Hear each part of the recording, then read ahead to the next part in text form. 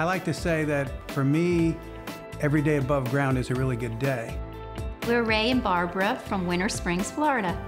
And we're from Winter Springs, but we're from the beach too, because we spend about half our time over there with the ocean as our backyard. You look out, the ocean's, waves are crashing, it's great.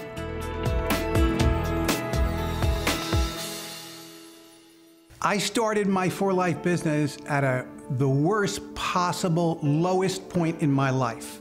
I walked into my doctor's office. He looked me right in the eye when he was telling me what's wrong, and he said, it could be a year or two, could be a little longer, referring to how long I was going to live.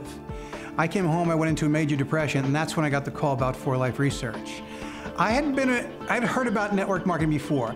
I'd been up and down, love-hate relationship, kind of in and out. But there was something special about this company. It grabbed me, the product technology grabbed me. At the same time, I was just in a lot of prayer looking for answers, a way out of my terrible condition, because I had a lot of fear. And all I kept getting was, take care of your family, be a good provider. Even if you die young, Ray, make sure you take care of this money thing for your family. I didn't want to pass away and have them struggle for the rest of their lives. So I was working with this clock going. I needed a liver transplant, and I was running out of time. And I was building my business, and it was growing very, very fast. But kind of the moment of truth came. I started to get really, really sick. And I went into the hospital, and I came out of the hospital, went into the hospital, kind of waiting to get on this liver transplant list.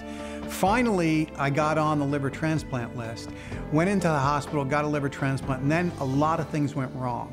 I was in and out of intensive care for 4 months, and it was a scary time, but the business was already built. When my father went into the intensive care for his transplant, I was in high school, and I remember it being sort of like a surreal moment for me. I didn't understand everything that was happening. It was almost as if things like this don't happen to people like us. I mean, that could have been a financial disaster for a lot of people, but for me, because of Ray's strength and perseverance and hard work, we had a life built already. And I think there was like that sense of security, because my dad didn't have a regular job. He had built a For Life business, and that, I think in the back of her mind, she knew it was going to be okay because of that. My bills were being paid while he was in the hospital for 4 months. I had a place to stay by the hospital while he was recovering. That was only possible because of For Life, because of what Ray had built for our family with residual income. And I remember them coming home after he got better. He got the liver transplant. And I remember them talking in the kitchen because they had just gone to the mailbox, and their check had actually gone up while they were in the hospital.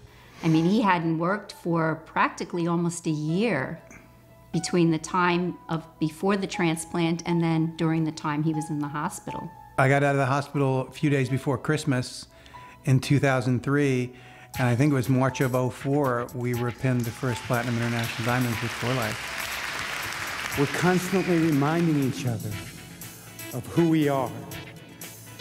And you said, we sell hope. That touched me. My friend Dave Daughtry says you can get paid for what you start. And we started and hit it hard and worked it hard. Because I understood the promise of this business is you work really hard for a few years and you can achieve freedom. To me, freedom was not having to work for somebody else, not having to work long hours, which is what I always had to do in the restaurant business and other jobs, weekends, long hours away from my family. Now I do what I want. I work when I want. I work in my periods of strength. And the other blessing is the time. Just being able to do whatever we want to do whenever I want to do it. And I have a strong desire to help single mothers and help them with their needs and their wants. And I do that on a regular basis. Hi, Sylvia. Yes.